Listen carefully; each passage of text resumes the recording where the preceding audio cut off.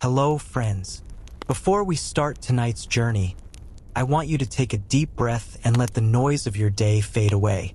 Imagine the air cooling, the colors softening, and the quiet hum of night approaching. Tonight, we are traveling thousands of years back in time, to ancient Egypt, a land where the desert meets the river, and where sleep was as sacred as life itself. Have you ever wondered how people slept back then? What their nights felt like, under the same moon that still glows above us now? Did they dream of gods and pharaohs, or simply of another day's labor by the Nile? And tell me, where are you listening from tonight? What time is it where you are? I always find it fascinating to imagine this story reaching ears from every corner of the world. All of us drifting slowly into sleep together, across centuries. Our story begins with a man named Neferu. He is not a noble nor a slave, but something in between. A scribe who lives near Thebes, close enough to hear the distant horns of the temple at dawn. The year is around 1300 BCE, during the reign of Pharaoh Seti I. Egypt is strong, its fields rich, its temples vast and alive with prayers carved in stone. But Neferu's world is much smaller. A quiet room, a simple clay lamp, and a life made of ink and sand. When the sun sets, Neferu's day is not truly over. He still writes by the faint light of oil, copying accounts and lists of grain, the endless rhythm of Egypt's bureaucracy. His fingers are stained black from soot ink, his back stiff from sitting cross-legged for hours. But when the last scroll is rolled, and his tools are put away, a softer ritual begins. One shared by every man and woman of his time, preparing for sleep. Outside, the evening air carries the scent of the Nile, wet earth, papyrus reeds, and the faint sweetness of lotus flowers drifting on the water. The desert cools fast after the heat of the day. From the roof of his house, Neferu can see the faint line of stars begin to shimmer, the same constellations that guided sailors and priests. To the west, where the sun has just sunk behind the cliffs, lies the land of the dead, the resting place of ancestors. To the east, the Nile gleams faintly under the rising moon, the river of life. Neferu's home is small but sturdy, built from mud brick baked in the relentless sun. Its walls hold the warmth from the day, slowly releasing it through the night. The floor is packed earth, cool beneath bare feet. There are no windows, only small openings near the ceiling to let air flow through. His sleeping room is modest. One low wooden bed, slightly curved like a boat, and beside it, a simple headrest made of carved wood. The bed creaks softly when he sits on it, and he always thinks of the carpenter who built it, a friend from the market quarter. Before sleeping, Neferu performs small, almost invisible rituals.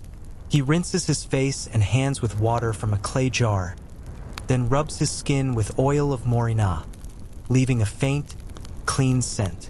He whispers a few words to Bes, the dwarf god who guards sleepers from bad dreams, and to Taret, the hippo goddess who protects the home. Sometimes he burns a little incense of myrrh, though it is costly. The smoke rises and twists slowly in the still air, curling toward the roof like a thin gray snake. Lying back, Neferu lets the silence of the house settle around him. Through the open doorway, he hears the chirping of crickets and the low croak of frogs by the riverbank. Somewhere in the distance, a donkey brays, a rough, familiar sound of village life. The stars above shimmer brighter now, and he feels small beneath their cold, eternal light. As his eyes grow heavy, Neferu wonders what the gods will show him tonight. Dreams are not taken lightly here. Egyptians believe that sleep is a small death, a journey of the soul through unseen lands, watched over by spirits. In his dreams, perhaps he will walk beside his ancestors, or receive a sign from Thoth, the god of wisdom. Or perhaps he will simply dream of cool water and endless fields. The night deepens, The lamp flickers once and dies. Only the rhythm of Neferu's breathing remains, blending with the soft murmur of the Nile outside. And so begins another night in ancient Egypt, quiet, sacred, and full of unseen stories waiting in the dark. The night stretches long across the Nile Valley, and the soft hum of the desert wind brushes through the palm leaves. The world of ancient Egypt, so full of light and color by day, becomes muted, almost dreamlike when darkness falls. Inside the homes of Thebes, men, women, and children drift toward rest, each within walls shaped by the same earth that built their temples and tombs. Neferu's home, like most in his quarter, is made from mud brick, the humble gift of the Nile itself. Every brick was once river silt, mixed with straw and dried beneath the unforgiving sun. When you touched those walls, you could feel the pulse of the river still locked inside them, a faint damp coolness that lingered even through the hottest days. The bricks carried stories, too. Some bore fingerprints from the men who made them, and others still had the faint impressions of children's toes, pressed in for luck. Homes were built low and close together, forming narrow lanes where neighbors' whispers passed easily from one doorway to another. Roofs were flat, made from palm beams and layers of packed mud. At night, people often climbed up to sleep under the open sky, escaping the trapped heat that lingered indoors. Up there, on the rooftops, you could see the endless desert stretching toward darkness, and hear the distant calls of night birds echoing across the sands. Inside, a sleeping room was never just for sleeping. It was where people stored jars of grain, baskets of linen, or small wooden boxes holding jewelry and letters. In the corner of Neferu's room stood a small altar, a simple shelf with figures of the household gods. Bes smiling wide with his lion's mane and squat body, and Tauret, half hippo, half woman, with a round belly and kind eyes. Families often prayed to them before sleep, asking for peace through the night and protection from bad dreams. Across the city, in the homes of the wealthy, the scene looked very different. There, rooms were larger and cleaner, the air filled with the smell of cedarwood and incense. Stone floors were covered with woven mats, and the walls were painted with images of lotus flowers and sacred birds. Servants fanned their masters as they slept, or kept lamps burning through the long hours, believing that light helped ward off wandering spirits. Some noble families even had separate sleeping chambers for men and women, decorated with furniture imported from faraway lands, ebony, ivory, and gold. Yet, for most Egyptians, simplicity ruled the night. Their homes were dark, their beds plain, and their dreams their only luxury. Neferu often thought about that, how even Pharaoh himself, wrapped in fine linen and perfumed oils, closed his eyes each night just as he did, surrendering to the same mysterious darkness. Sometimes, Neferu would visit his neighbor Tia, an old carpenter who had built half the beds in their quarter. Tia liked to talk about wood, how hard it was to find good acacia or tamarisk, how rare cedar from Lebanon had become. "The pharaoh may sleep on gold," Tia would say, "but a poor man rests on wood that still breathes." Neferu always liked that phrase. He imagined that his bed, too, still carried the quiet soul of the tree it came from, whispering softly when he lay down, reminding him that everything in Egypt came from the same earth and returned to it in the end. In the countryside beyond Thebes, farmers' homes were even smaller, just one room, shared by the whole family and often by animals as well. Chickens slept in corners, cats nestled near the doorway, and sometimes a donkey stood tied to a post inside. Children lay on woven mats made of reeds, while parents rested on slightly raised wooden frames, covered by thin linen sheets. The smell of straw, smoke, and sweat filled those small spaces. Yet for them, it was the scent of life itself. But in the palace of Seti I, sleep was another kind of ritual. There, the royal chambers glowed faintly from gold lamps, and servants moved silently through corridors lined with painted gods. The pharaoh's bed was said to be carved from ebony and inlaid with ivory, shaped like a sacred boat. Its legs were lion paws, its headrest gilded and polished smooth. No sound dared enter that chamber except the faint rustle of linen and the slow rhythm of the Nile beyond the palace walls. Neferu sometimes dreamed of seeing that bed, not to lie upon it, but to understand what made it so different. He wondered if the pharaoh's dreams were softer than his own, or if the gods treated all sleepers the same once their eyes were closed.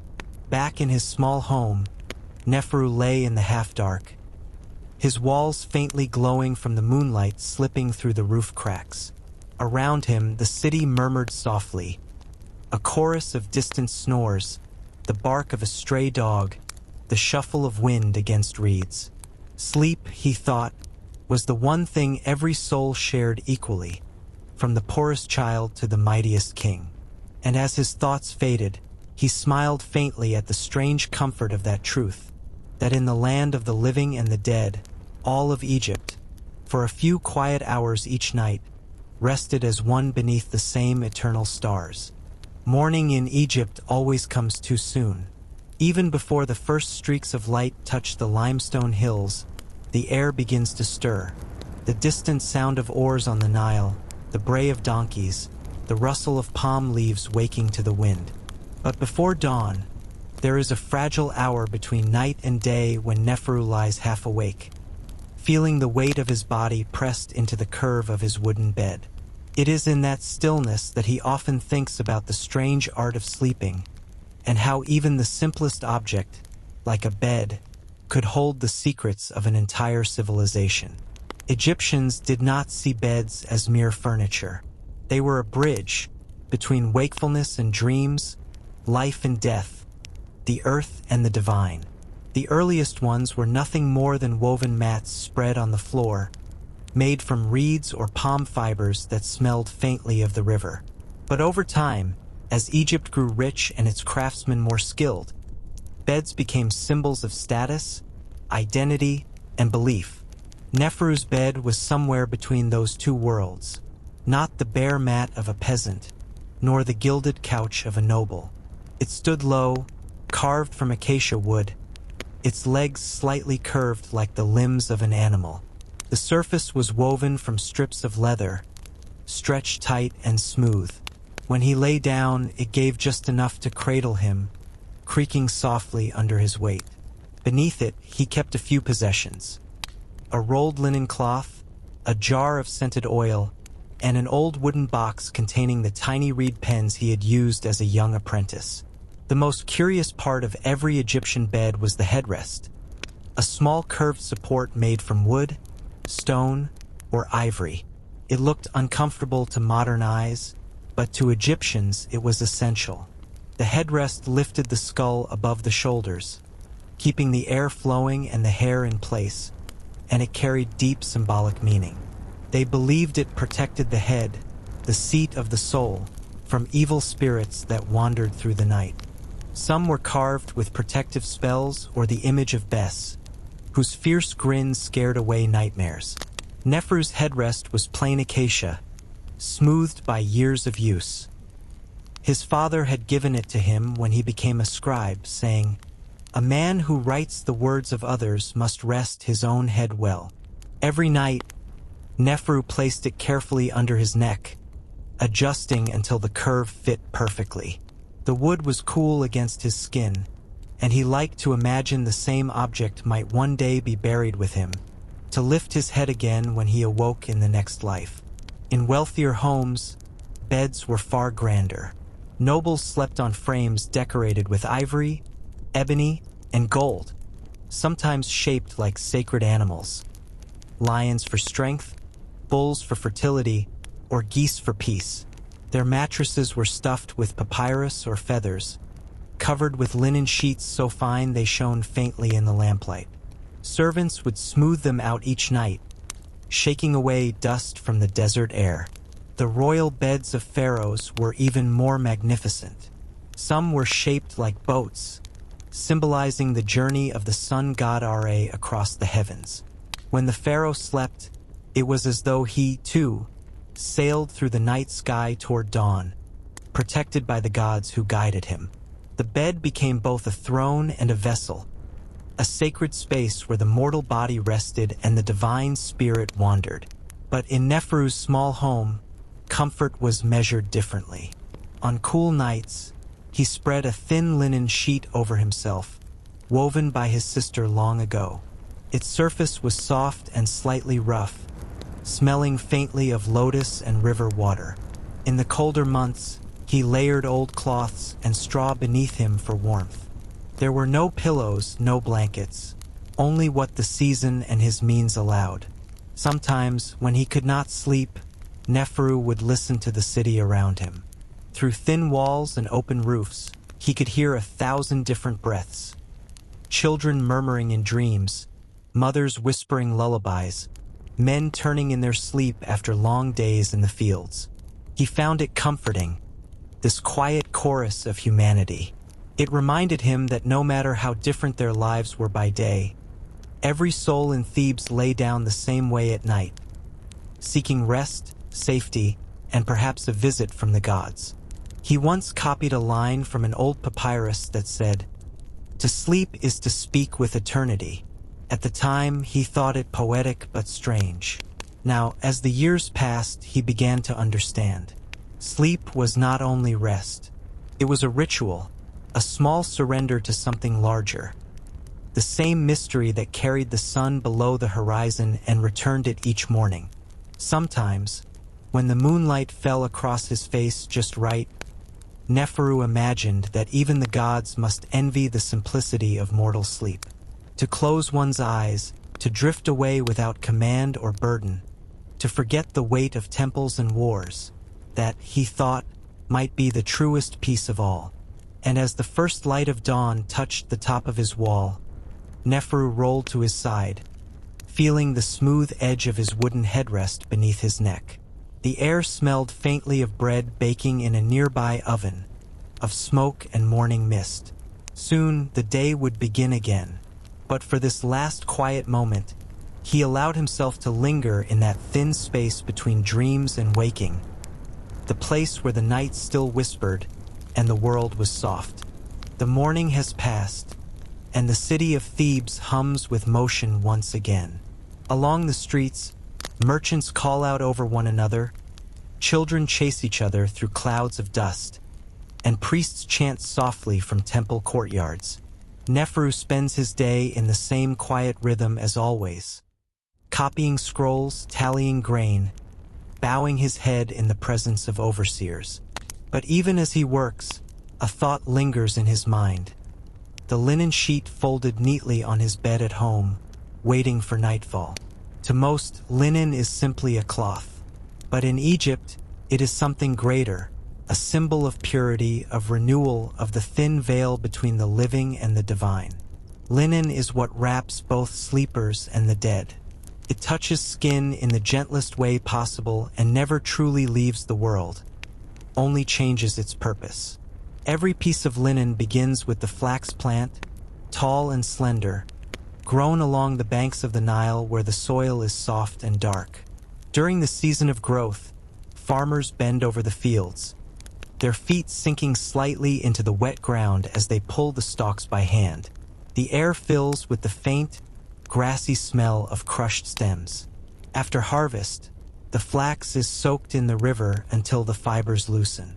Women and children beat them gently on smooth stones, then dry them beneath the hot sun. The sound of beating flax echoes through the villages, a dull, rhythmic tapping that mixes with the cries of herons and the murmur of the wind. When the fibers are ready, they are spun into thread by the skilled hands of women. Their fingers move quickly and precisely, twisting, pulling, winding, hours of quiet labor to make something as light as a sigh. The threads are then woven on looms, forming long sheets of pale, glimmering fabric that catch the light like water. The best linen, thin as mist and cool to the touch, is reserved for temples, for priests, and for burial shrouds. Neferu's linen, though simple, carries the same grace. His sister, Nema, once worked for a weaver in the artisan's quarter. She gave him the sheet years ago, when he first earned his place as a scribe. "It will remind you," she said, "that even a man who writes for others must sleep for himself." He still remembers the faint scent of the flax field that clung to it then, clean, earthy, and soft. Each evening, when Neferu spreads the linen over his bed, he feels a small sense of ceremony. The cloth rustles faintly, whispering with every fold. It cools quickly in the desert air, and when he lies beneath it, he feels both grounded and free, as though wrapped in something older than time itself. Linen does not trap heat like wool. It breathes, it flows. It belongs to the rhythm of Egypt, to the endless cycle of water and sand, life and rest. Even the pharaohs understood this. Their tombs were filled with linen, thousands of yards of it, layered over the bodies of kings and queens, each band carefully anointed with oils and prayers. To sleep in linen was to rest as the gods rested. To be wrapped in it at death was to sleep forever. Some believed that the texture itself held divine power, smooth and cool, untouched by corruption. Priests, too, wore only linen when entering sacred places, for wool and leather were considered impure, reminders of death and decay. Linen, by contrast, came from the living plant, nourished by the same Nile that sustained all life. It was clean, eternal, and silent, the perfect companion for both prayer and sleep. At dusk, when the sun begins to lower and the light turns golden, Neferu returns home. The air smells faintly of river mud and smoke from cooking fires. He eats a simple meal, bread, figs, and a sip of beer, then washes his hands and face. He unfolds his linen once more, running his palms over its surface. The threads are cool now, touched by the breath of the evening wind that moves softly through the roof cracks. As he lies down, the sheet glides against his skin with the same smoothness it always has. He stares at the ceiling, where the shadows of the lamp flicker faintly like rippling water. He thinks of Nema, now married and living in a village farther north, and wonders if she still weaves by moonlight. He imagines her bending over her loom, her fingers dancing across the threads, each movement a silent blessing for those who will sleep beneath her work. Outside, the sounds of the city begin to fade. Somewhere, a temple bell echoes across the river, marking the first watch of the night. Neferu closes his eyes, wrapped in the same linen that will one day, he knows, carry him into the afterlife. But he does not fear that thought. To an Egyptian, death is not the end, only another form of rest, another dream in a different world. And as the desert cools and the stars rise high above Thebes, the linen sheet moves softly with each breath he takes, like the slow rhythm of the Nile, like time itself flowing on, eternal and calm. The sun slips beyond the western cliffs, where the tombs of the dead glow faintly under the fading light. In Egypt, every sunset feels like a quiet ceremony, not an ending, but a passage. The day is the realm of work and noise. The night belongs to reflection, rest, and the invisible gods who walk unseen. For Neferu, as for many Egyptians, preparing for sleep is a sacred act. It is not hurried or careless, but slow, deliberate, and filled with meaning. He begins by lighting a small oil lamp, its flame trembling like a golden eye. The lamp is made of clay, and he has used it for years. He fills it with a few drops of castor oil and places a thin linen wick at its center. The air fills with the faint, bitter scent of burning oil. Shadows rise against the mud brick walls, stretching and shifting as if alive. He sits cross-legged beside the flame and watches it flicker, a tiny sun to guide him through the dark hours ahead. Next, he washes, In one corner of his room stands a basin of water, drawn from the Nile earlier that day. Even after hours of sitting at the scribe's table, the coolness of the water surprises his skin. He splashes his face, his arms, his chest, washing away the dust of the day. To the Egyptians, water was not only for cleanliness. It was rebirth. It mirrored the Nile itself, the giver of life, the eternal purifier. After washing, Neferu takes a small jar of oil, made from morina and lotus. He dips his fingers in and rubs it over his shoulders and neck, breathing in its faint sweetness. The oil leaves his skin shining softly in the lamplight.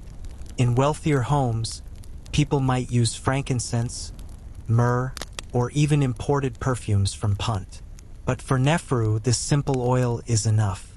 It softens his skin, calms his senses, and prepares him for the silence of sleep. When his body is ready, his thoughts turn to the gods of the night. Egyptians believed that sleep, like every part of life, needed divine protection. He takes a small clay figure of Bes, the dwarf god with a fierce lion's face. Ugly to some, but beloved to all, Bes guards sleepers from evil spirits and frightful dreams. He is the watcher of bedrooms, the protector of mothers, children, and all who dream. Neferu touches the figure's round belly with his fingertips and murmurs a small prayer. Keep my heart light, my dreams gentle, and my soul near the living. Bes smiles eternally, his tongue stuck out in defiance of demons. Beside him, another small figure stands, Tauret, the goddess shaped like a pregnant hippopotamus. She guards homes and childbirth, but she also watches over the quiet hours of the night.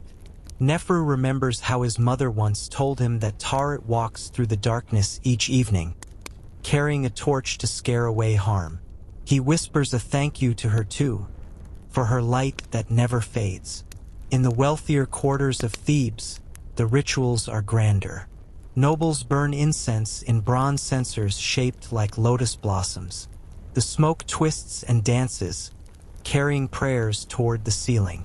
Musicians play soft notes on harps to soothe their masters into sleep. Servants fan the air gently, chasing away mosquitoes with slow, rhythmic motions. The fragrance of cedarwood and frankincense fills the corridors. Even the pharaoh himself is attended by priests before rest, his bed purified with sacred oils, his headrest blessed by invocations to Horus, the god of the rising sun. For him, sleep is a divine duty, his dreams, messages from the gods. But Neferu's home is quiet. He owns no incense, no servants, no musicians, only the hum of night outside and the soft flicker of his lamp. He looks out through the small window above his bed and sees the stars shimmering in the sky, sharp and cold. Somewhere far away, he imagines the desert sands cooling under moonlight, whispering secrets to the wind. He thinks of the Nile, gliding silently beneath the darkness, a ribbon of silver that divides the living from the dead. Before lying down, he takes a final sip of beer, a weak, cloudy drink that farmers and scribes alike consume daily. It soothes his stomach and dulls the last edge of wakefulness. Then, as custom demands, he places his hand over his chest and recites a verse he learned long ago. May my heart not leave me in the night. May it wake with me at dawn, when the sun returns. He lies down, his body clean, oiled, and cooled by the faint breeze from the roof. The linen sheet slides softly over him. The lamp's flame wavers once, then steadies, casting gentle circles of light across the wall. He feels the weight of the day lifting, his breath slowing, his heartbeat falling into the rhythm of the night. In the silence, he hears life outside continuing. A dog barking, the faint creak of a wooden wheel, the splash of a fisherman's oar on the river. But these sounds only make him feel safer, like the heartbeat of Egypt itself pulsing beyond his walls. Sleep does not come all at once. It arrives like the tide, slow, persistent, patient. Neferu's eyes close halfway, then flutter open, then close again. The boundary between the world of men and the world of dreams begins to blur. He sees shapes moving in the flickering light, the curve of Bess's smile, the glimmer of the lamp flame, the faint shimmer of his linen sheet. And as the last conscious thought drifts away, he feels as though he has stepped into the current of the Nile itself, carried gently through darkness, guided by unseen hands toward the quiet realm where dreams begin. Night in ancient Egypt is never silent. It breathes, it hums, it speaks in tones that only those who listen closely can hear. When the heat of the sun fades, the land itself exhales. Cool air rising from the river, desert winds slipping softly between mud-brick walls. The people retreat into their homes, but the world outside comes alive in new ways. For Neferu, lying in his small bed, the night begins as a whisper. Through the open window, the sounds of Thebes drift in, distant chatter from a neighbor's courtyard, the laughter of a man too fond of beer, the faint splash of oars from a passing fishing boat. Then, slowly, the city settles. Human voices fade, replaced by the rhythm of creatures that belong to the dark. The first sound he notices is the cricket song, a steady, pulsing hum that rises from the reeds along the Nile. It is not loud, but constant, like the beating of invisible wings. To the Egyptians, crickets were messengers of the night god, a reminder that even darkness has its guardians. Their music fills the silence, as if weaving a soft blanket over the sleeping land. Then come the frogs. Their croaks echo from the riverbanks, deep, throaty calls that answer one another across the water. In Egyptian belief, frogs are sacred. They are symbols of rebirth, the heralds of the flood season when the Nile rises and renews the earth. Their voices remind everyone, even at midnight, that life will always return. Sometimes, from far away, comes the cry of a night bird, a sharp, fleeting sound that cuts through the hum of insects. It might be an owl, the bird of wisdom and death, feared and revered at once.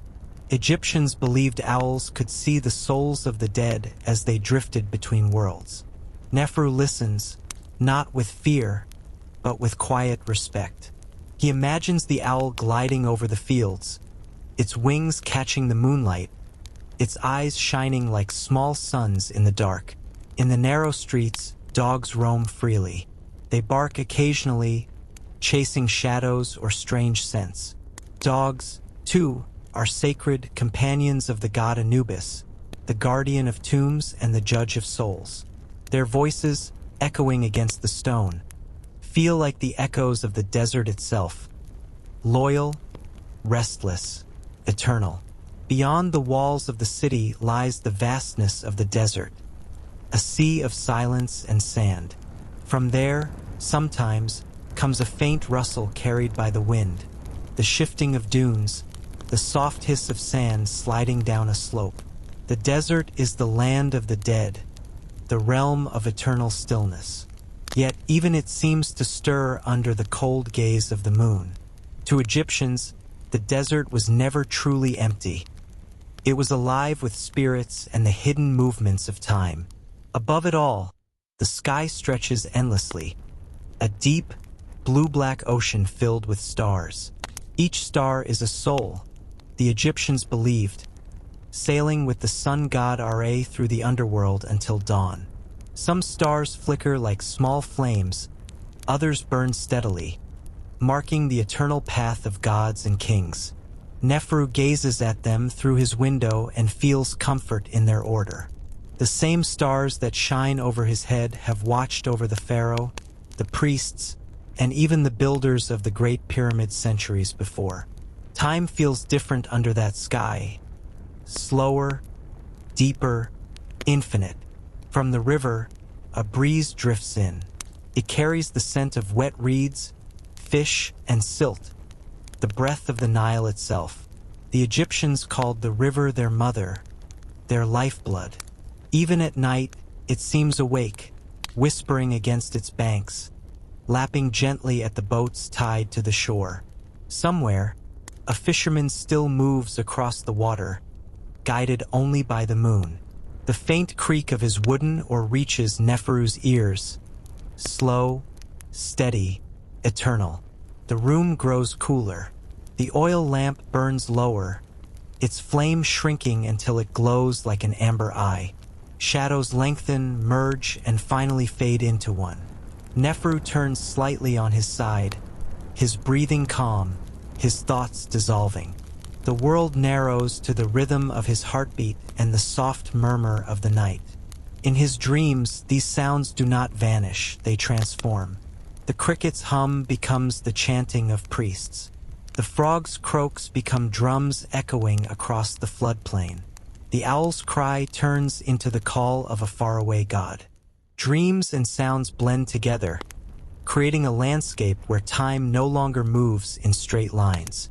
Outside, Thebes sleeps, thousands of souls resting under the same sky, guarded by the same stars. The city, once noisy and bright, now feels like a single living being, breathing slowly, peacefully. The temples stand silent, their pillars gleaming faintly in moonlight. The statues of gods look serene, their faces softened by shadow. Even the tombs beyond the western hills seem to sleep, their guardians at rest. As the hours pass, the night deepens. The stars drift westward. Somewhere far beyond sight, the bark of Ra sails through the underworld, carrying the sun toward morning. Every Egyptian believes that if the journey succeeds, if Ra conquers darkness and chaos, the dawn will come again. And so Neferu sleeps without fear, because for him and for all of Egypt, the night is not an ending, only a pause in the eternal rhythm of light and shadow, life and death, waking and dream. The first breath of dawn in ancient Egypt was a moment of quiet wonder, a slow awakening not just of people, but of the entire world. The night, with all its whispers and spirits, begins to retreat. The stars fade one by one, swallowed by a pale light rising in the east. For Neferu, still wrapped in sleep, it begins as a change in the air, a subtle warmth, a soft brightness behind his closed eyes. The Egyptians believed this moment was sacred. Every sunrise was a victory, the rebirth of Ra, the sun god, who had just battled his way through the underworld. In their eyes, dawn was not simply light, it was triumph. The great bark of Ra, having defeated the serpent of chaos, now sailed once again across the sky, bringing life to all things. Each day was proof that order still ruled over darkness. As the first rays spill across the mud-brick walls of Thebes, the city stirs. Somewhere, a rooster calls, a harsh, cheerful cry that echoes down narrow streets. The dogs that wandered through the night lie down to rest, curling beside doorways. The air, once cool, begins to thicken with warmth and scent. The smell of baking bread seeps out from small ovens, mingling with the earthy aroma of wet clay and river reeds. Neferu opens his eyes. His room glows faintly gold. The flame in the oil lamp has died, but the sunlight has already replaced it, brushing softly against the walls. Dust motes drift lazily in the light, tiny worlds of their own, turning slowly like the stars that watched over him hours before. He stretches, the linen sheet slipping from his shoulder, and hears the faint sounds of his mother moving outside, the clatter of pottery, the low hum of a morning song. He rises from his bed, bare feet touching the cool floor. The mat of woven reeds feels rough beneath his soles. In one corner of the room, the small altar to Bes, the household god of dreams and protection, stands silent. Neferu touches the statue lightly, whispering a word of thanks, for safety, for sleep, for another morning. Outside, the light grows stronger. The first beams of the sun crawl up the face of nearby buildings, glinting off bits of bronze and polished stone. On the rooftops, women spread linen to dry, their laughter echoing across the street. The voices of children begin to rise, chasing one another between houses. From the temple district comes the low, rhythmic chant of priests welcoming the sun. The sound is steady and deep, a heartbeat that fills the air. Ra rises again. Neferu's father murmurs, standing at the doorway, gazing toward the river. His face, lined and calm, glows orange in the morning light. And with him, the world is born anew. It is a phrase every Egyptian knows by heart. Each dawn is not just another day. It is a small resurrection, a repetition of creation itself. The Nile mirrors the light, turning from gray to gold. Fishermen untie their boats, pushing them into the current. The ripples catch the sunlight like shards of metal. A gentle breeze stirs the papyrus reeds along the bank, and their tips sway in rhythm with the flow. Across the water, the fields begin to shimmer, acres of barley and flax waking under the gaze of the sun. Neferu breathes in the new day. The air feels alive, warmer now, yet still soft. The city hums faintly around him, but it is not noise. It is harmony. The creak of wooden wheels, the bray of donkeys, the distant strike of a hammer. Each sound fits perfectly into the rhythm of the morning. As he walks to the courtyard, he sees his mother kneeling beside a small clay oven. She shapes dough into flat rounds and lays them on the hot surface. The bread sizzles, releasing the smell of grain and smoke. She smiles at him without speaking, handing him a piece once it's cool enough to hold. The crust is crisp, the inside soft. Neferu eats quietly, watching sunlight dance across the wall. In the distance, the temple of Ammonius gleams. Its towering columns catch the first rays, glowing like pillars of fire. Smoke from morning offerings rises into the sky, curling and twisting until it disappears into the blue. The priests, in white linen robes, move in slow procession, carrying incense and chanting hymns that honor the rebirth of the sun. Their words echo through the city. Ra returns. Life returns. For the people of Egypt, this ritual is more than religion. It is reassurance. No matter what happens, the sun will rise. The cycle continues. The Nile will flood, crops will grow, families will eat, and children will sleep again beneath the same stars. Everything flows, like the river itself, without end. Neferu finishes his bread and glances toward the horizon. Beyond the city, the desert glows with pale light, endless dunes stretching to the edge of sight. Somewhere out there lies the realm of the dead, where Ra had traveled only hours before. But now, in this world of warmth and sound, death feels far away. Morning belongs to the living. He watches as the marketplace begins to awaken. Merchants open stalls, unrolling baskets of dates and figs. The smell of fresh beer drifts through the air. A boy runs past, carrying a jug of water balanced perfectly on his head. The hum of life grows louder with each passing minute. Neferu turns back toward his home, smiling softly. The night, with its shadows and whispers, has ended, but it has not vanished. It lives quietly in memory, waiting for its turn to return. For now, light reigns again. The day has begun in Thebes, and all of Egypt breathes with it. As the sun climbs higher, Egypt transforms. The soft gold of dawn turns into a blinding white fire. Shadows shrink, and the air begins to tremble above the stone streets. The city of Thebes hums with life, yet every sound seems to bend beneath the weight of the heat. For Neferu, the day feels endless, a long, slow journey from light into light. The Egyptians knew the sun intimately. It ruled every part of their lives, from the way they built their homes to the hours they worked and rested. To them, the sun was not merely a source of light. It was Ra himself, sailing across the sky in his golden bark, watching over the land with a blazing eye. When the sun was at its highest, its power was strongest, and people moved carefully beneath it, as if in the presence of a god.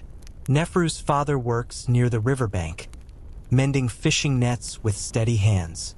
His skin glistens in the light, the lines of age and effort etched deep by years under the Egyptian sun. Around him, other men haul baskets of wet reeds, weave ropes, and polish tools. Each motion is slow, deliberate. No one hurries, not here, not under this kind of heat. The air carries the scent of wet mud and warm stone, mixed with the faint sweetness of crushed papyrus.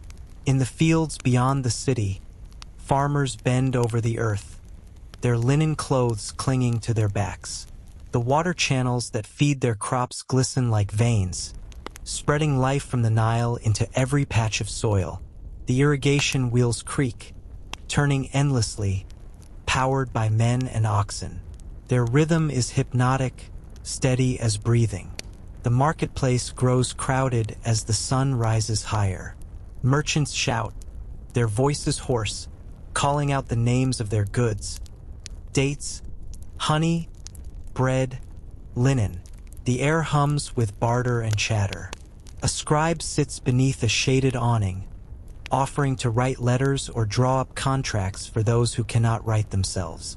His papyrus sheets flutter slightly in the hot breeze. Nearby, a perfume seller crushes lotus petals in a small stone bowl, the scent thick and heavy, masking the sweat of the day. Neferu walks through the market beside his mother, holding her hand. She stops to trade a small clay jug for a handful of onions. Everyone knows everyone here. Greetings are exchanged, news is shared, laughter rises like birds into the air. Even under the burning sun, life feels warm, not harsh. The people are used to it. They have lived with the heat for generations, shaped by it, adapted to it. Yet as the day deepens, the city begins to quiet again. The shadows grow shorter, then vanish almost entirely. The sound of trade and work softens. One by one, people seek shade. Some retreat to their homes, others find cool corners in courtyards or beneath palm trees. The siesta, though the Egyptians never called it that, is sacred in its own way. A time to rest, to let the body cool and the mind drift. Neferu lies in the shadow of his home's inner wall, on a mat woven from reeds. The air inside is cooler, though still thick.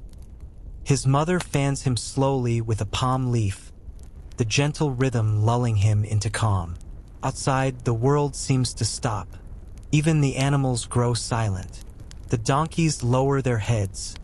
The birds disappear into the shade.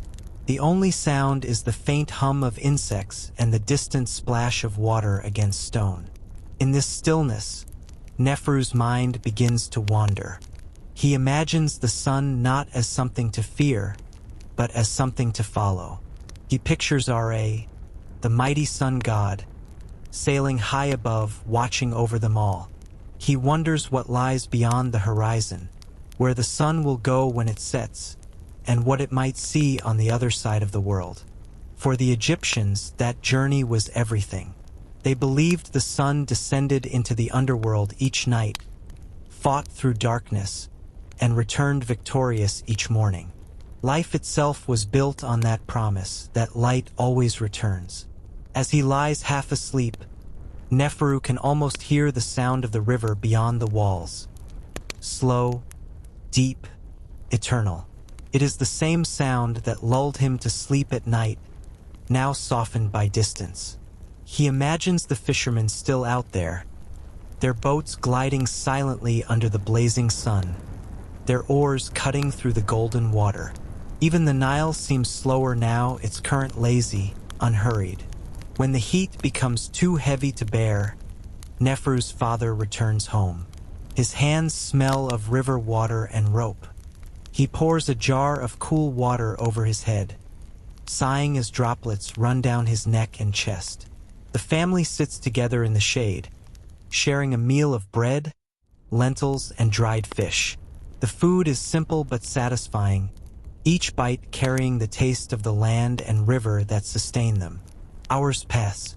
The air shifts again, subtly at first. A faint wind moves through the city, carrying dust and the distant scent of the desert. The harsh light softens, turning honey-colored. The day, once endless, begins to fade.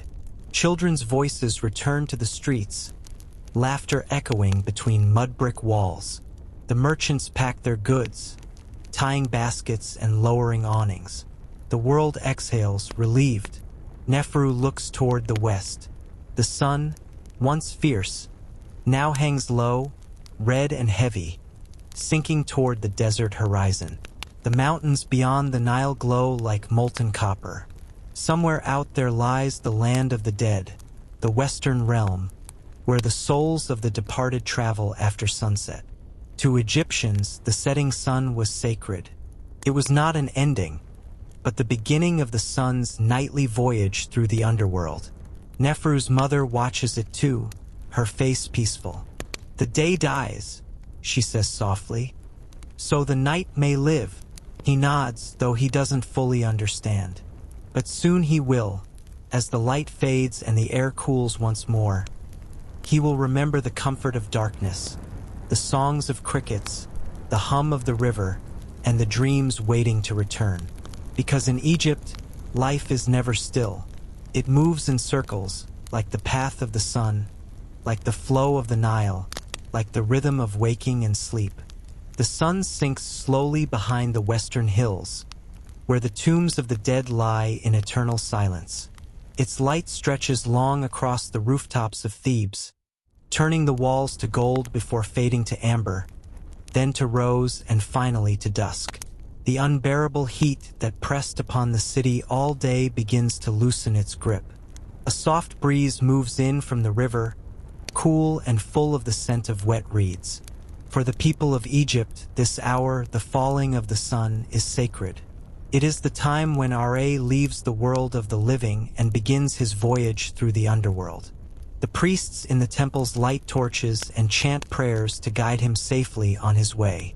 Smoke rises into the air, twisting in slow ribbons that catch the last glow of day. The sound of their chanting mingles with the wind, deep and rhythmic, like the beating of an invisible drum. Neferu stands at the doorway of his home, watching the sky darken. The color fades from blue to deep purple. The first stars begin to show, faint and shy. Across the street, a neighbor lights a small oil lamp, its flickering flame reflected in her eyes. Children chase one another through the dusty alleys, their laughter ringing like bells before fading into the growing night. Inside the house, Neferu's mother prepares the evening meal. The smell fills the room, warm lentils, roasted fish, and bread baked that morning now softened by the steam of the pot. His father returns from the river, shoulders tired, hands rough with salt and rope. He sets his tools aside, washes his arms and face with cool water, and joins them on the floor. The family eats together quietly, the only sounds the gentle clink of clay bowls and the soft hum of conversation. Outside, the city changes once more. The noise of trade and work has gone. The shouts of merchants have faded, replaced by low murmurs and distant songs. From somewhere nearby, a woman's voice rises, slow, mournful, a tune about the river and the gods who protect it. It drifts through the streets, carried by the cooling wind, and the world seems to listen. As the meal ends, Neferu's father takes a small jug of beer, lifts it slightly toward the west, and whispers a few words, a quiet thanks to Ra for his light, and a wish for safe passage through the darkness. Every Egyptian household, from the richest noble to the poorest fisherman, shared this moment in their own way. Night was not feared. It was simply another part of the cycle. Neferu steps outside again. The air is cooler now, almost sweet. The stars have multiplied, scattering across the sky like grains of silver. The Milky Way stretches above him. The Egyptians called it the winding waterway, believing it was the reflection of the Nile in the heavens. To them, the gods sailed upon it just as humans did below. Down by the river, torches flicker on the decks of moored boats. The fishermen have finished their work, tying their nets and stacking their catches in baskets. They laugh and talk in low voices, their words carried softly over the water. The reflections of the flames ripple across the surface, breaking into golden fragments. Neferu's mother calls softly for him to come inside, but he lingers a little longer, drawn by the night.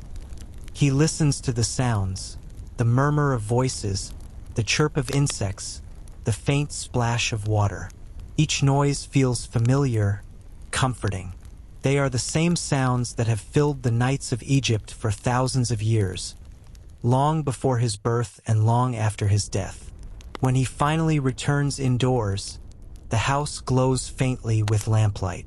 His mother feeds the flame a drop of oil, then sets it by the wall. The shadows move like slow smoke. His father sits nearby, carving a small piece of wood into the shape of a bird.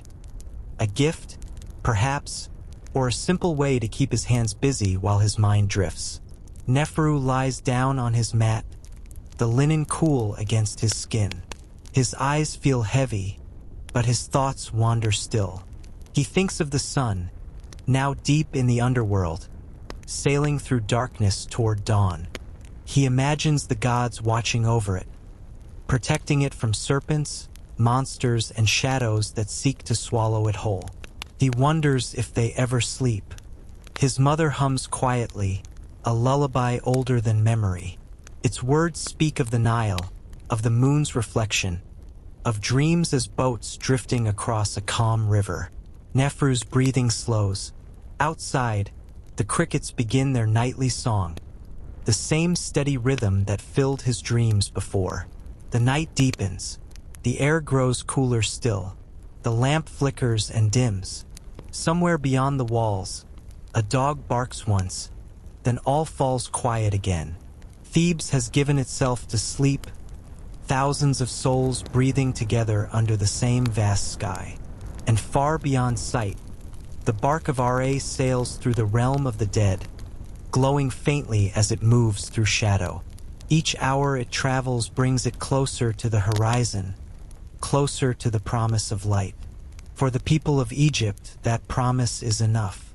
They rest, trusting that when they wake, the sun will rise again, as it always has, as it always will. Night settles fully over Thebes. The air has cooled, carrying the faint scent of the Nile and the desert beyond.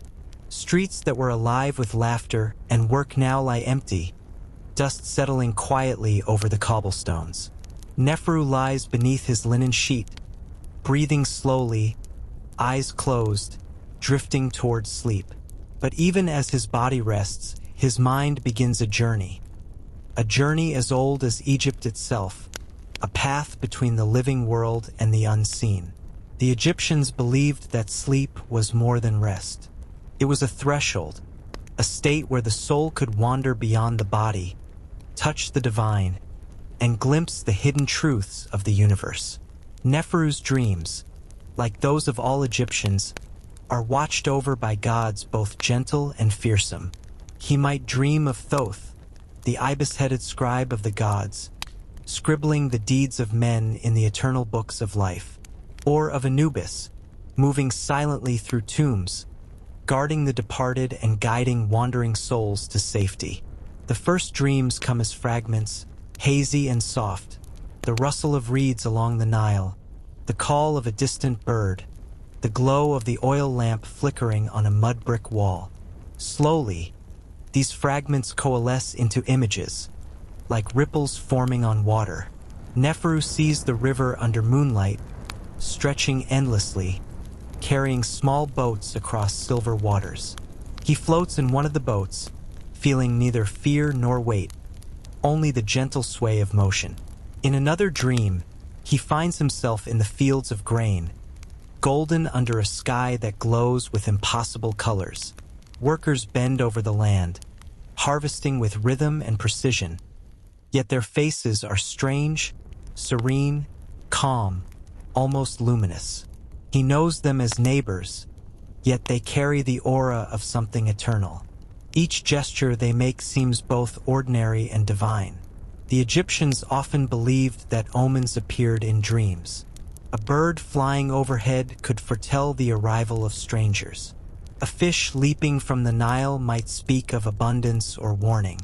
Neferu, though young, has learned to pay attention to these signs.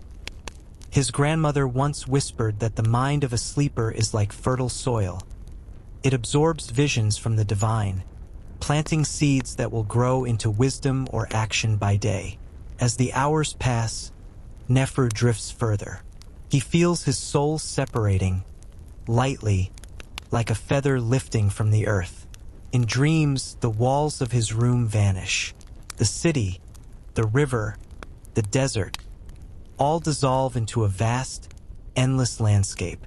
He walks along a golden path that winds between glowing mountains and dark waters. Somewhere ahead, he hears a soft chanting, perhaps the voice of Osiris, king of the afterlife, calling him toward knowledge of what lies beyond. Sleep in Egypt was also a time for communication with the divine. Priests would instruct the faithful to leave offerings near the bed, whisper prayers, or place protective charms under pillows. The Egyptians believed that dreams were not random. They were messages, guidance, and sometimes warnings. Neferu's own father had advised him to remember even the faintest images, for in them lay truths that waking eyes could not see. In one dream, Neferu stands before a mirror of water that stretches infinitely. He sees himself young, small, but glowing with a faint light.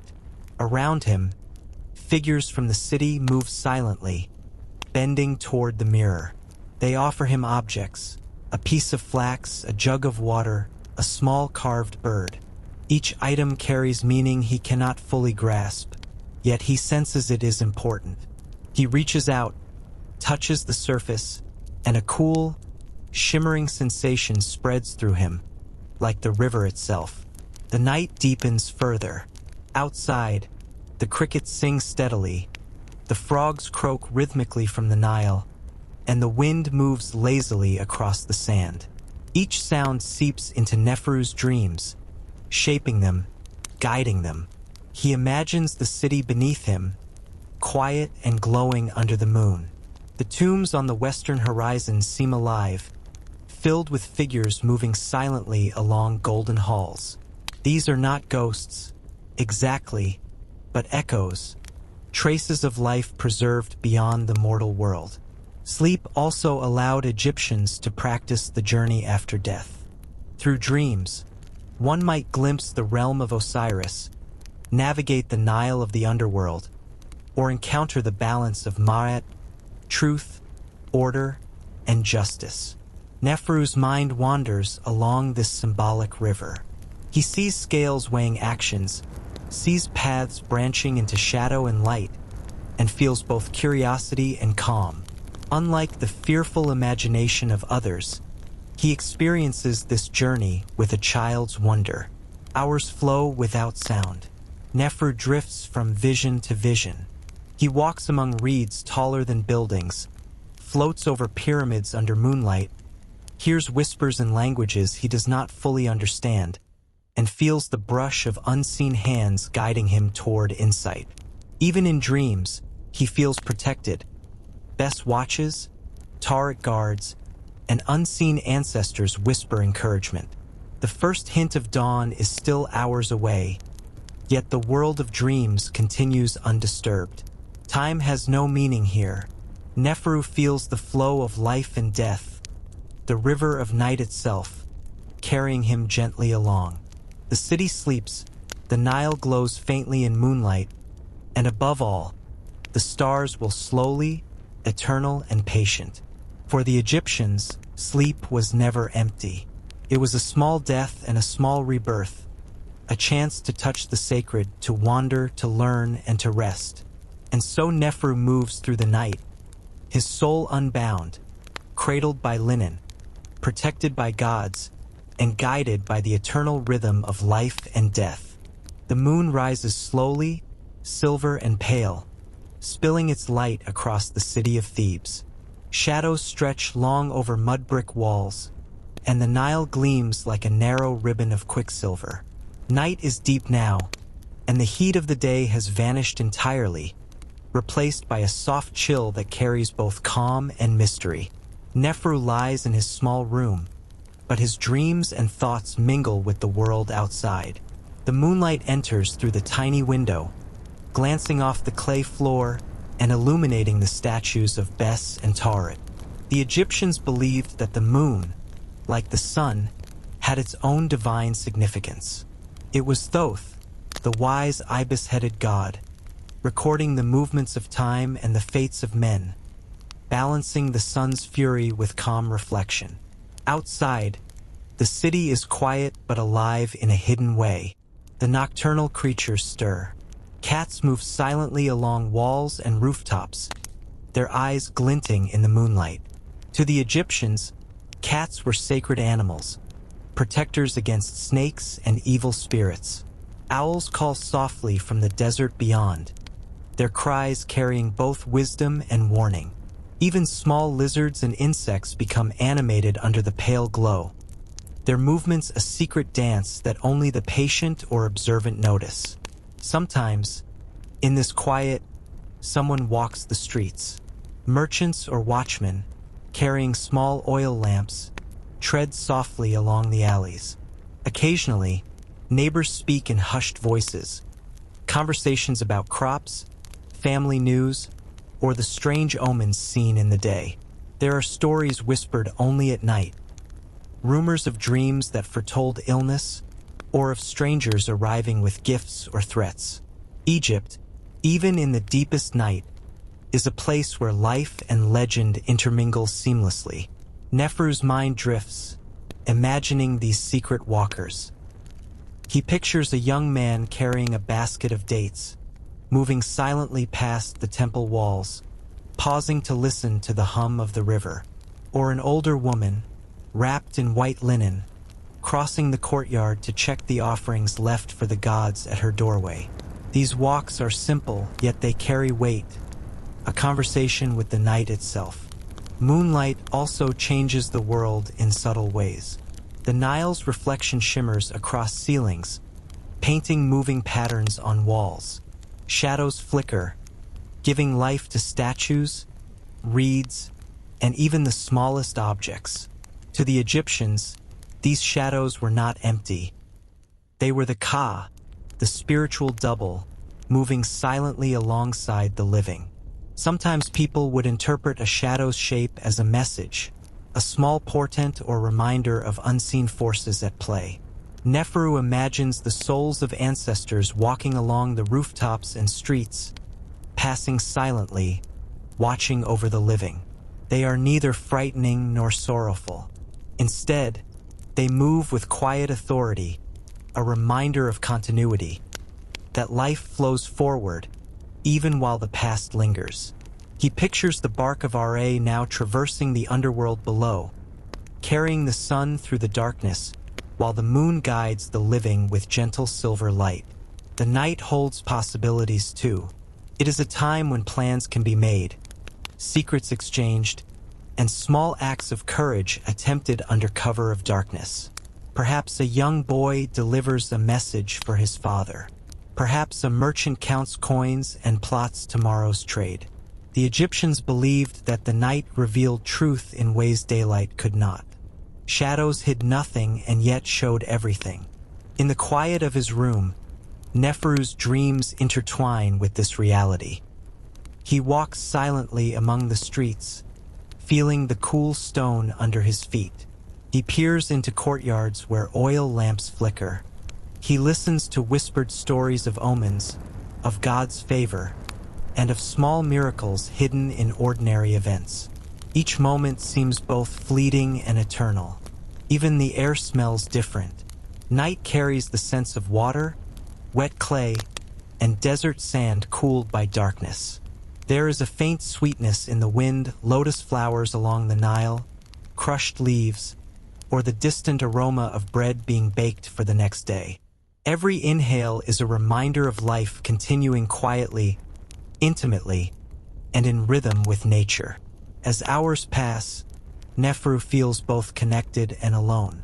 The city sleeps, yet he is surrounded by life. Insects, animals, gods, ancestors, and the moving river of shadows.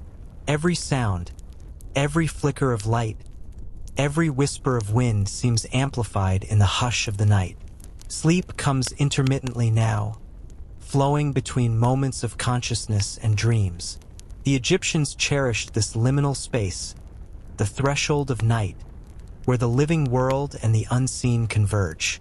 It was a time to reflect, to listen, and to prepare for the future while the present shimmered in quiet mystery. Neferu eventually settles deeper into his mat, letting the moonlight spill across his face. His thoughts slow.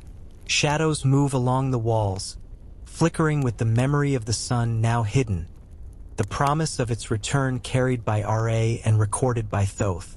Outside, the soft chorus of nocturnal life continues. Somewhere a cat purrs. Somewhere the river whispers to the reeds. Somewhere the world dreams alongside him. And as the night flows onward, Neferu's own soul drifts gently, cradled by the eternal rhythm of Egypt, a land where light and shadow, life and death, wakefulness and sleep are forever intertwined. As the night deepens toward its final hours, a different stillness settles over Thebes. The moon has begun its descent, silver light paling against the faint glow of approaching dawn.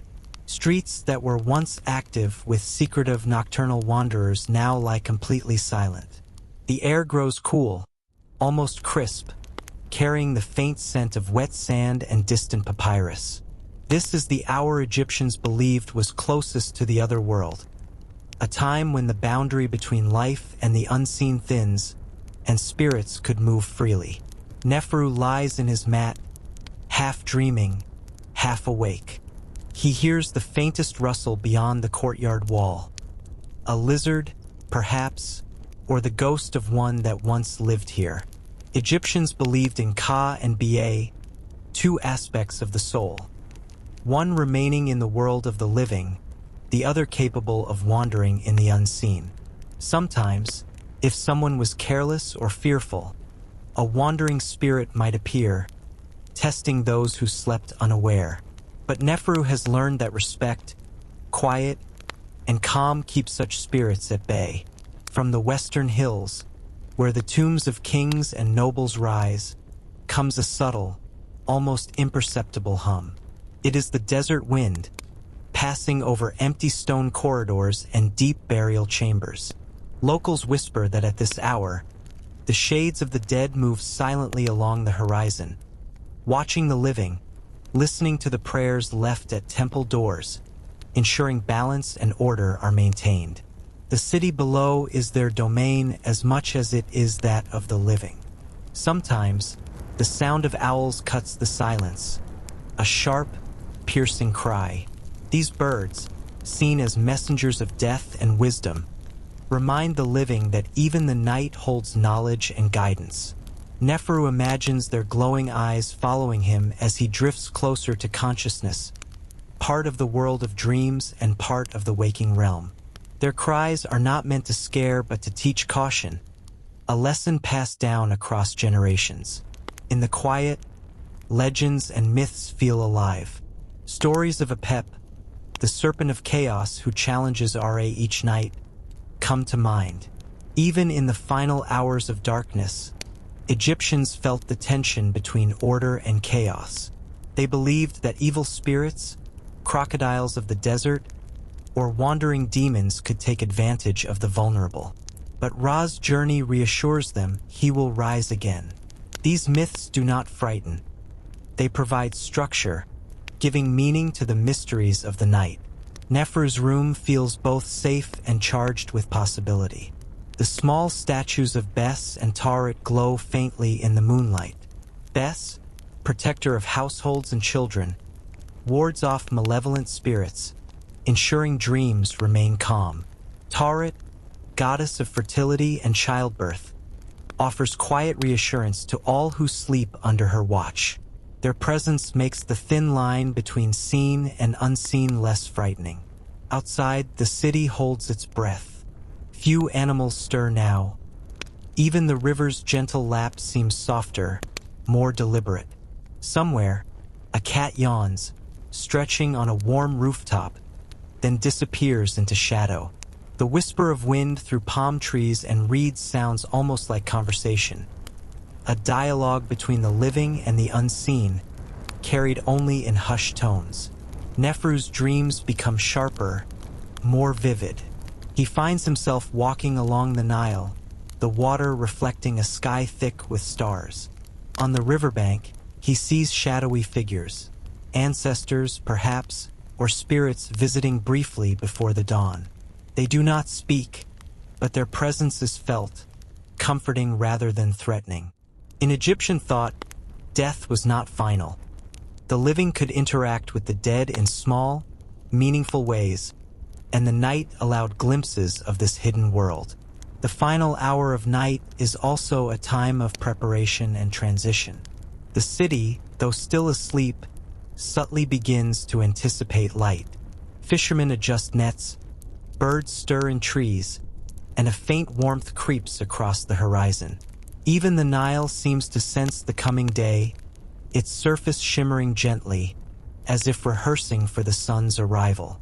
Neferu feels a gentle pull, the first hint of sleep's end, the body preparing to awaken, the soul preparing to return fully to the waking world.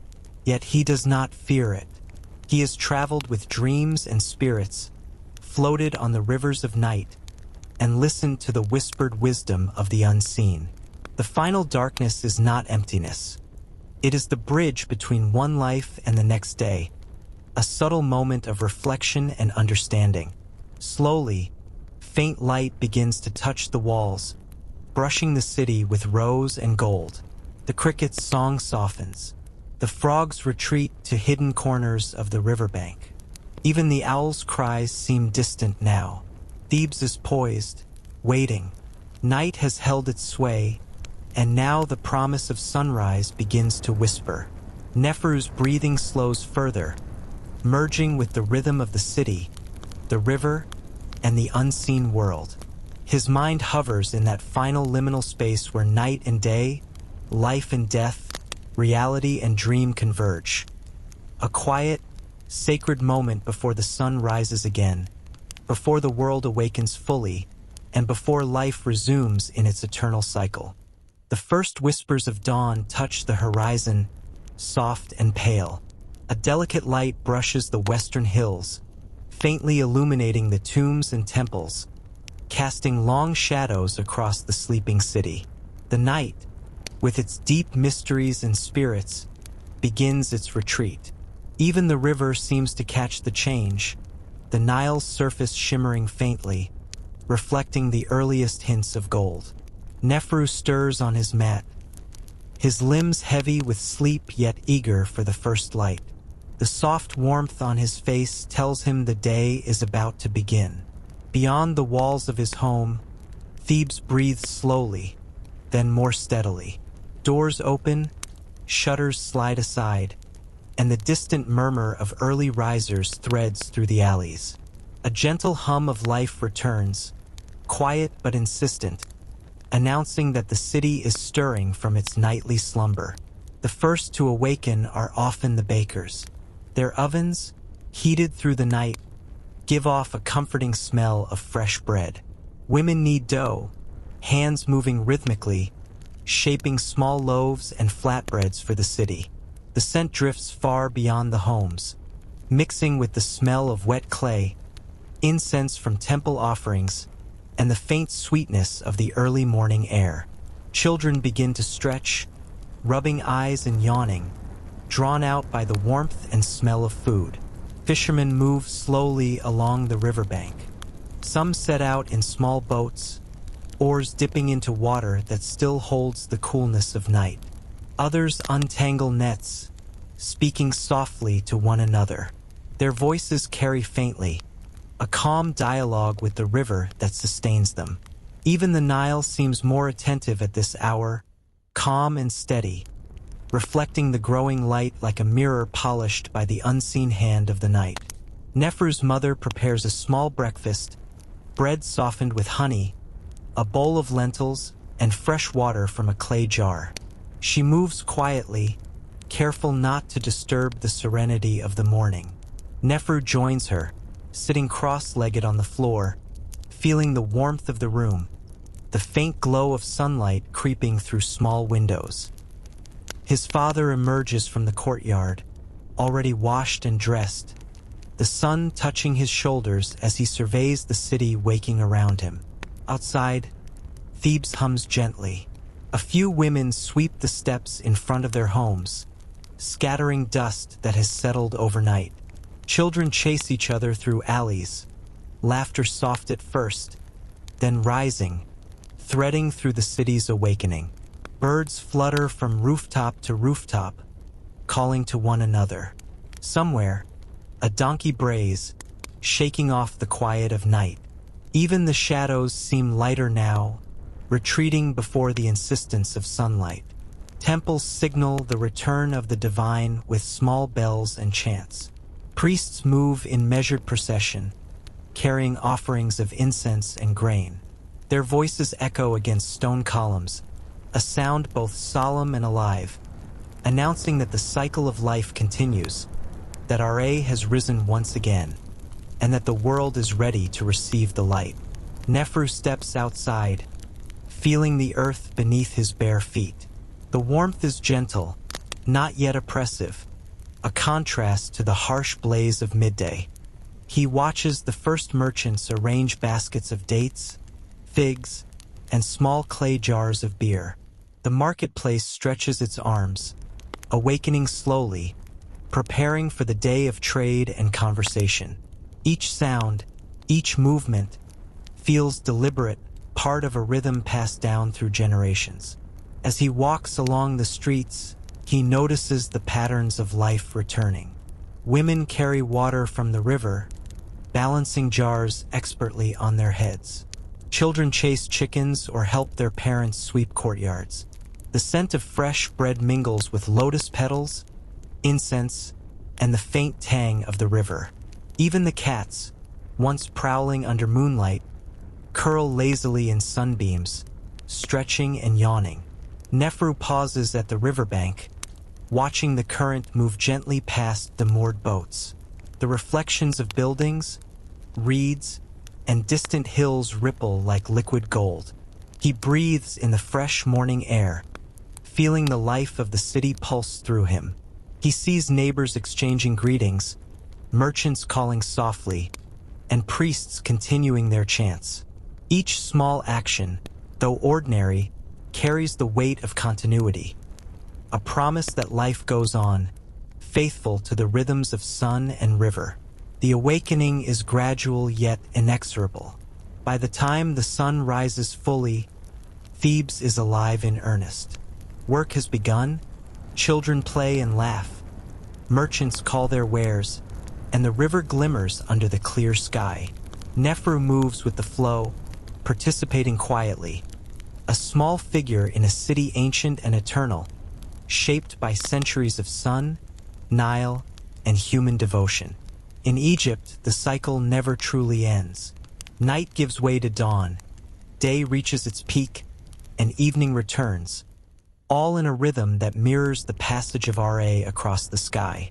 And as Neferu takes his first steps into the day, he carries with him the knowledge of the night, of dreams, spirits, and quiet wisdom, ready to meet the life and challenges of the waking world once more.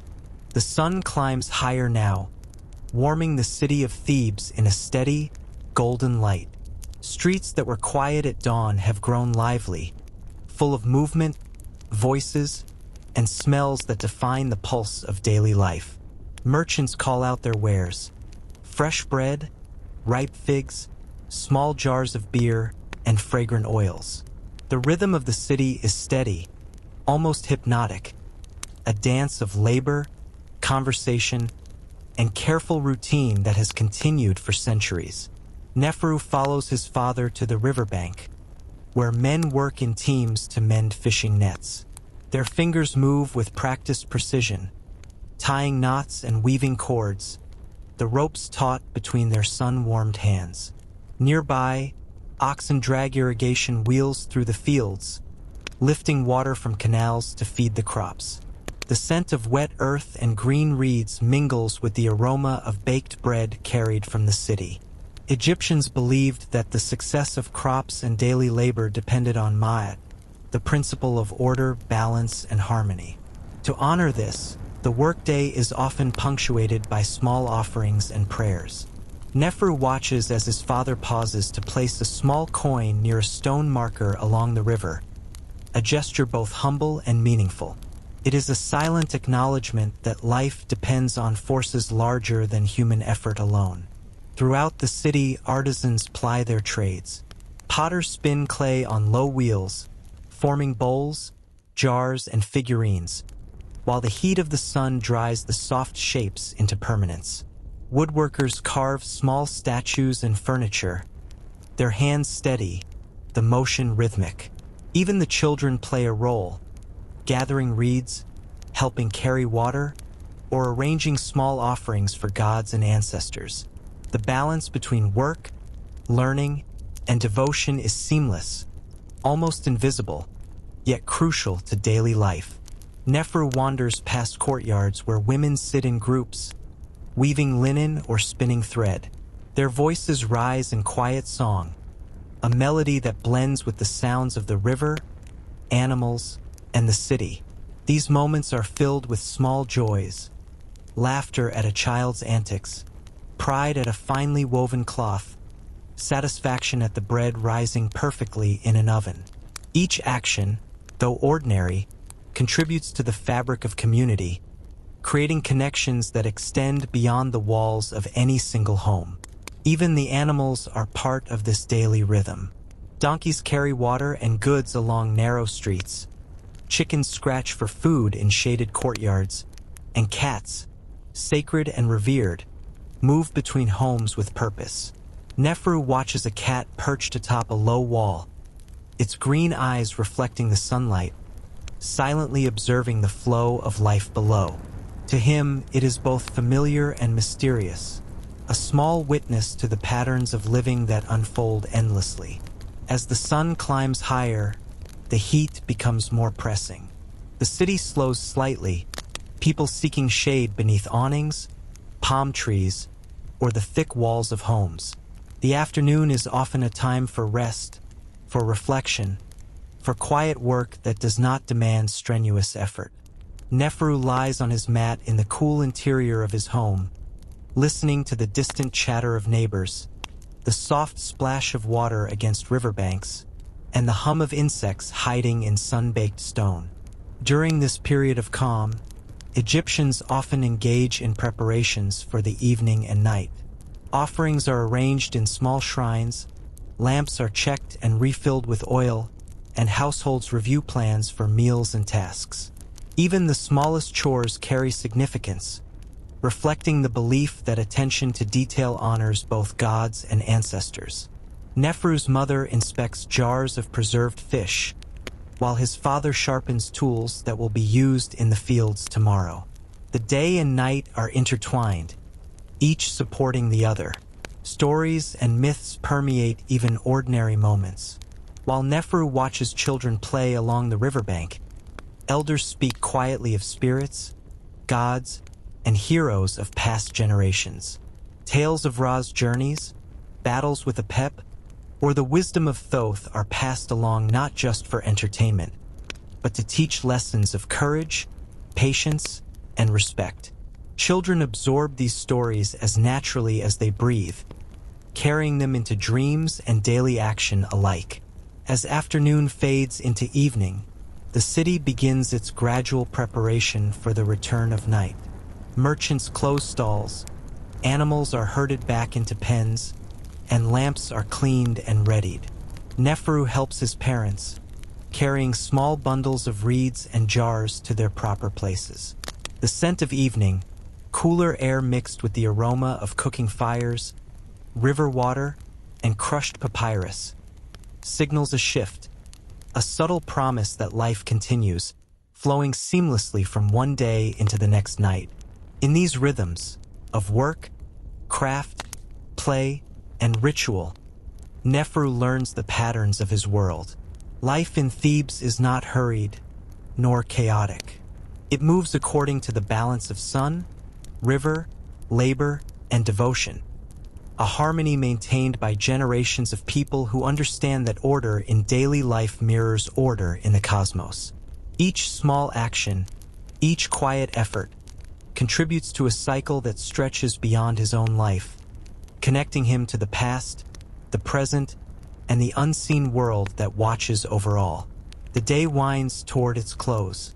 The heat begins to fade, shadows lengthen, and the city readies itself for the evening rituals, meals, and the eventual descent into night.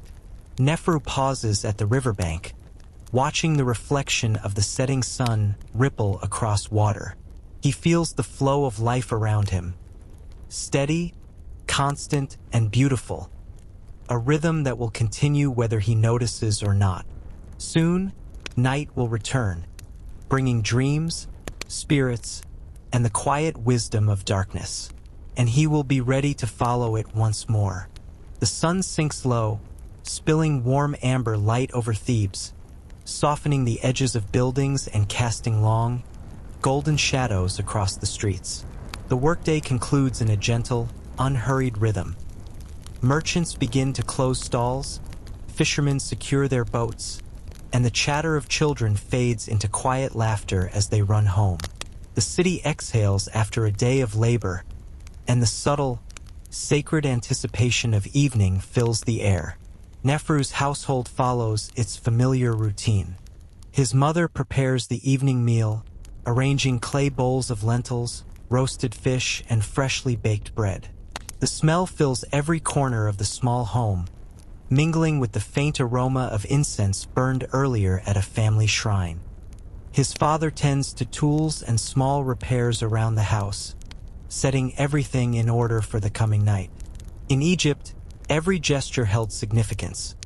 Care in mundane tasks was a reflection of respect for Ma'at, the cosmic order that governed both human life and the divine. As the sky deepens into shades of crimson and violet, small rituals begin. Neferu's father lifts a tiny jug of beer, offering a quiet toast to Ra as he sets it on a small altar by the window. This daily gesture, repeated countless times across the city, honors the sun god for his passage across the sky and asks for his protection through the approaching night. Even children are included, their curiosity and respect nurtured through observation and gentle guidance. Outside, the city takes on a softer, more reflective quality. Oil lamps are lit, their flickering flames casting warm light and dancing shadows.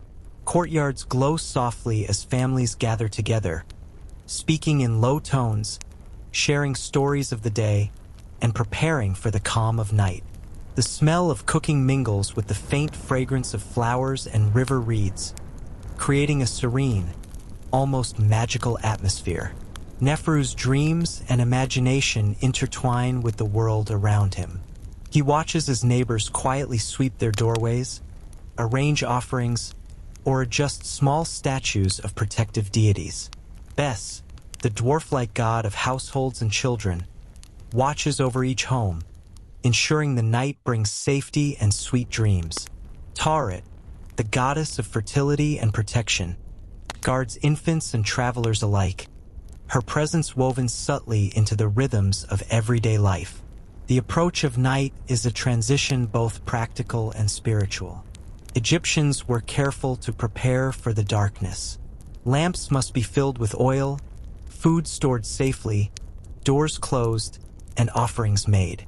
Each act contributes to order, ensuring that both the living and the unseen forces that inhabit the night are respected. Neferu helps, placing small bundles of flax and jars in their designated spots, learning that even seemingly small tasks carry cosmic significance. As dinner begins, the family gathers quietly on the cool floor. Neferu eats slowly, savoring the textures and flavors, listening to the soft clink of bowls and the hum of conversation. The meal is simple but nourishing, a reminder that sustenance extends beyond food. It is also found in companionship, ritual, and reflection. Outside, the city grows stiller, the bustle of day giving way to the soft rhythm of evening life. After dinner, a quiet period follows. Neferu's father might carve a small figure from wood, his hands moving with patient precision, while his mother tidies the household and arranges offerings at the shrine. The young boy listens, absorbed, learning the unspoken lessons in routine, rhythm, and respect. Occasionally, stories are told, tales of ancestors, gods, and heroes of old, each with subtle morals, each weaving the fabric of Egyptian thought and understanding into everyday life. The light dims further, and the city's glow softens. Shadows stretch long across walls, streets, and rooftops, the last rays of the sun fading into twilight. Crickets and night insects begin their soft song, punctuated occasionally by the distant call of a night bird or the low murmur of the Nile. Neferu senses the transition. The city pauses, holding its breath, preparing for sleep, dreams, and the visitations of spirits that roam freely after sunset. Finally, Neferu lies on his mat. Linen sheets are cool against his skin, carrying the faint aroma of the household shrine and the day's warmth. His eyes feel heavy, yet his mind drifts freely, moving seamlessly from wakefulness into dreams. The first glimpses of night's mysteries begin to appear. Shadows dancing on walls, shapes moving under moonlight, and the comforting presence of divine guardians who watch over him. The evening ends in quiet reflection and calm. Egypt teaches that the night is both rest and preparation, a sacred interval where the soul, body, and household align with the rhythms of nature and the divine. For Neferu, this daily transition is both ordinary and extraordinary, a gentle immersion into the deeper mysteries of sleep, dreams, and unseen forces, a preparation for the night's journey before the sun rises once more.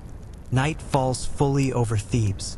The city lies quiet, draped in darkness, with only the gentle ripple of the Nile and the occasional rustle of nocturnal animals breaking the silence. Oil lamps glow softly in windows, flickering with warmth and life, while the streets remain empty, save for the occasional cat or owl moving silently in the shadows. For Neferu, this is the moment when sleep truly begins, when the body rests and the mind embarks on its nightly journey.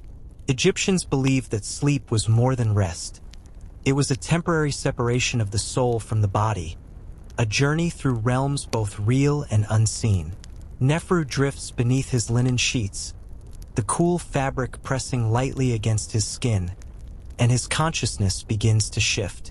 Shadows in the room elongate, merge, and dissolve, forming pathways into dreams. His first visions are gentle, familiar. He walks along the Nile at night, moonlight shimmering across the water like threads of silver.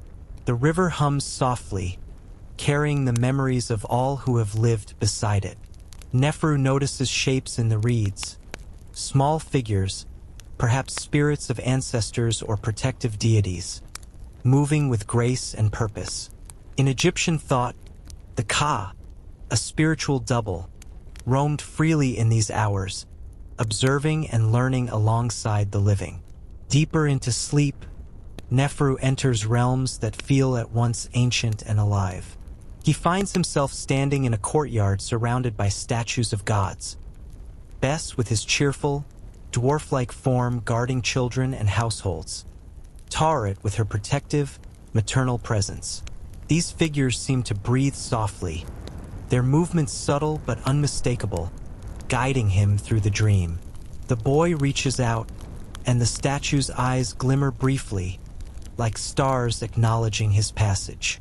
In the distance, a faint glow appears, a temple illuminated by an otherworldly light. He walks toward it, stepping carefully over golden sands and smooth stone.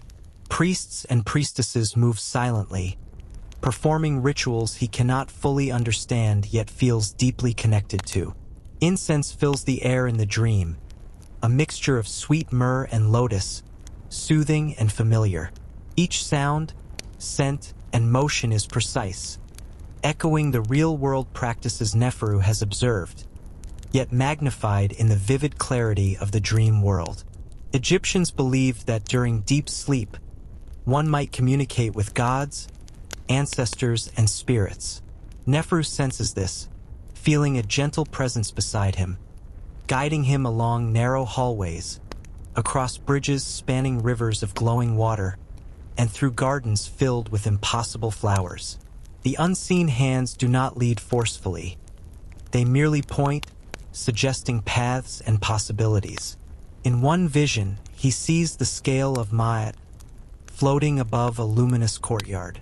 On one side are his own actions, small and simple, yet carefully weighed. On the other are unseen forces, representing balance, order, and the judgments of the divine. Though he does not fully comprehend the meaning, a calm understanding washes over him, that life, sleep, and action are intertwined, that every step matters in ways seen and unseen. Neferu drifts further, his dream expanding into vast landscapes. He walks along the banks of an endless river, surrounded by reeds taller than buildings. Figures from past and present move silently along its edges. Ancestors, familiar neighbors, even strangers he has never met. Some offer objects: a small carved bird, a piece of flax, a bowl of water. Each seems to carry significance, though it is subtle, almost hidden, like a whisper carried on the night wind. Even as he moves through these dreamscapes, Egypt's night remains alive around him. The sound of the Nile, the croak of frogs, the soft flapping of bird wings, and the rustle of desert wind seep into his dream, blending reality and vision seamlessly. The Egyptians believed this merging allowed for prophetic dreams, guidance, and insight, knowledge that could be carried into waking life. At times, Neferu feels a pull toward the sky. The stars above the dream city shimmer, not as distant points but as guides and markers. He imagines Thoth, the ibis-headed scribe, recording the movements of both mortals and gods, capturing deeds, dreams, and omens in the eternal scrolls. Each movement is precise, meaningful, yet gentle, reminding him that even unseen forces watch over the flow of life. The night deepens further, yet sleep holds him in a delicate balance between rest and revelation.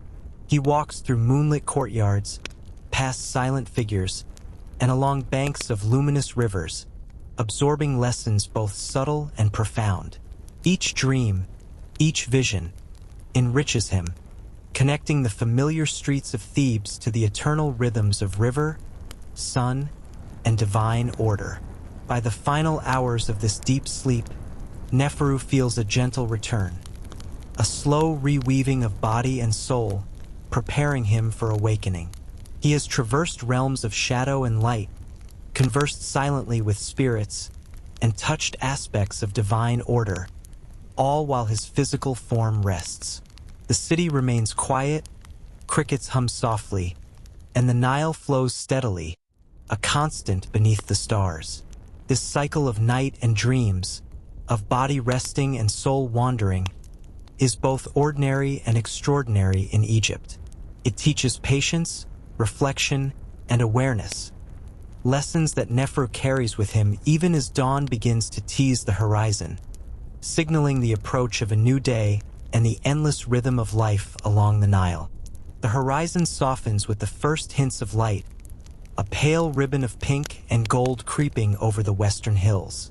The city of Thebes is still mostly quiet, wrapped in the last embrace of night. Shadows stretch long and thin, fading slowly under the tentative touch of dawn. For Neferu, these moments are a bridge between the dream world and the waking world, a delicate transition where visions linger even as the body begins to stir. In the final stages of sleep, the Egyptians believed that the soul gradually returned to the body. Neferu feels it as a gentle tug, as if invisible threads are drawing him back from the luminous landscapes of dreams. The figures he encountered, ancestors, gods, and protective spirits, fade gradually, leaving a calm imprint upon his mind. Their lessons, subtle and profound, are carried silently, ready to inform the choices and awareness of the waking day. In the dream, he had walked along the river of light, past floating temples and gardens filled with impossible flowers. Now, as the sky brightens, he finds himself moving slowly back along familiar streets, yet transformed. The texture of the Nile, the scent of lotus, the soft sound of reeds, all blend into memory, each detail sharpening his senses even as his eyes remain closed. He senses the flow of life returning to the city, the slow stirring of humans, animals, and the river itself. Neferu's body stretches beneath the linen sheets. His limbs feel heavy yet responsive, muscles reawakening after hours of stillness. He breathes deeply, inhaling the cool pre-dawn air that has filtered through the small window. Outside, birds begin their first calls, frogs croak softly, and the distant hum of insects continues, a gentle soundtrack connecting him to both the real world and the spiritual journey he has just completed. The Egyptians believed that pre-dawn visions, the remnants of dreams, carried warnings, guidance, or insight. Neferu recalls small fragments, the gleam of a protective amulet, a shadow moving purposefully in a courtyard, the soft gaze of Bes watching over children. These images do not fade entirely. They linger in the mind as subtle prompts for reflection and action. Perhaps a careful choice will be made during the day because of a dream's whisper. Perhaps a conversation will take a gentler tone, guided by the calm he sensed in the night. Outside, Thebes begins to awaken. Fishermen adjust nets along the Nile, birds flutter through palm trees, and the scent of wet clay rises from the streets. A few early risers carry water or begin small chores, their movements deliberate and soft, as though not to disturb the lingering night. Neferu imagines the spirits he saw in dreams, ancestors, guides, and unseen protectors, retreating to hidden corners, their work completed until night returns. As he rises, Neferu moves slowly, savoring the sensations of the cool floor beneath his feet, the soft glow of dawn illuminating the walls, and the subtle interplay of shadow and light. The lessons of sleep, patience, observation, reverence, and awareness of both seen and unseen forces accompany him naturally, guiding his movements as he steps outside into the early light. The city is gently animated now. Children begin to stir, rubbing sleep from their eyes. Mothers carry small offerings to shrines in courtyards. Men prepare tools for the day's labor. Even the Nile seems more aware of life now, rippling softly as if mirroring the gradual awakening of those who depend on it. Every sound, every motion, every small breath is part of a continuous rhythm connecting the day with the night, the living with the unseen. Neferu pauses at the threshold of his home, glancing back briefly. The familiar statues of Bes and Tauret catch the light, their forms serene and protective. He understands that these quiet guardians, present both in waking and in dreams, maintain the balance between safety and curiosity, order and exploration. Their presence is comforting yet reminds him of the delicate harmony that governs life in Thebes. By the time the sun begins its climb, painting the city in brighter gold, Neferu is fully awake. He has returned from dreams rich with insight, from nocturnal journeys where spirits whispered wisdom and gods silently guided him. The day awaits, alive with work, ritual, and ordinary joys. Yet within him, he carries the subtle echo of the night. The calm, the lessons, and the quiet assurance that life flows in a rhythm both seen and unseen, from one dawn to the next, eternally intertwined with the cycles of the Nile, the sun, and the eternal order of Egypt.